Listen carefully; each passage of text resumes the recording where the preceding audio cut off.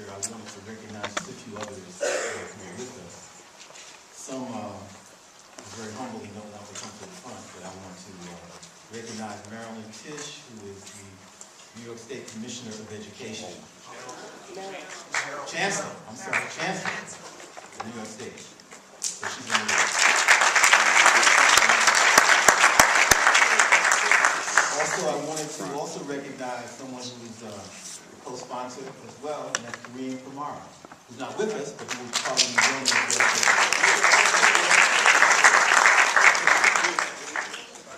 Here he is.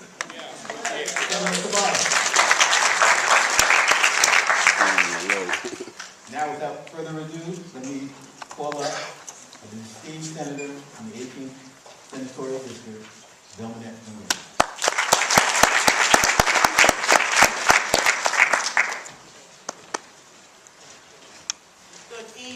Good evening. My responsibility is to say on behalf of my colleagues and myself that we are so pleased that you were willing to take the time out on a Tuesday evening, fairly chilly and uncomfortable, to come out for this important discussion. We wanted you to be able to hear firsthand what the New York State Department of Education is planning in terms of policy changes that will impact all of the children in the state of New York. They impact, supposedly, everyone equally. That's how education policy is developed. And it reminds me of how criminal justice policy is developed. It's developed to treat everyone the same, but everyone is not treated the same. That's how education is as well, education policy. So what we are inviting you to do tonight is to hear from those people who are actually going to be sitting at the table to develop policy.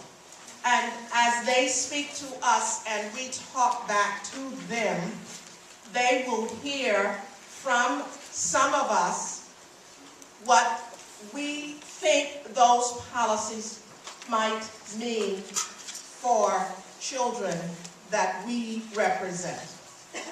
So this is really the time when you can speak to people other than us. We don't actually write the policy. We advocate on your behalf, on behalf of our children.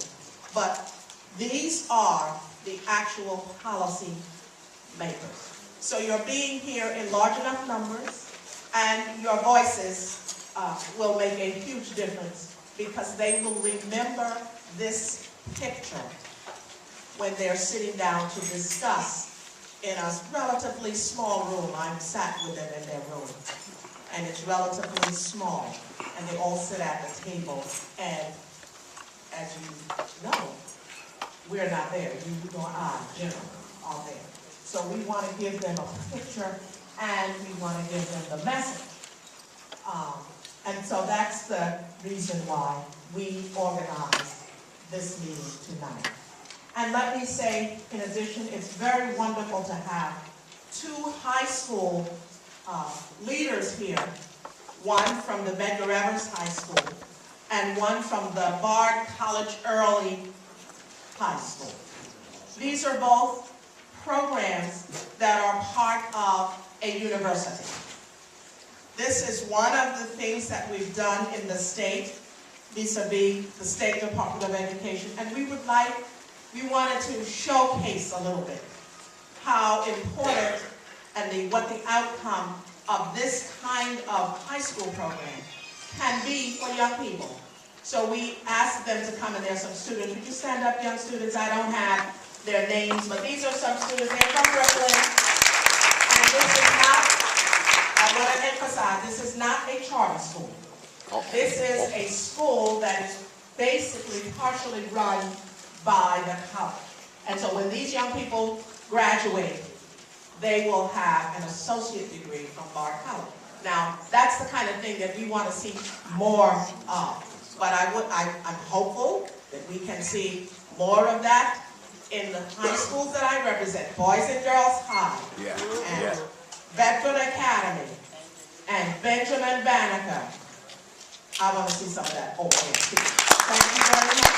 Thank you. So welcome, and thanks to this is the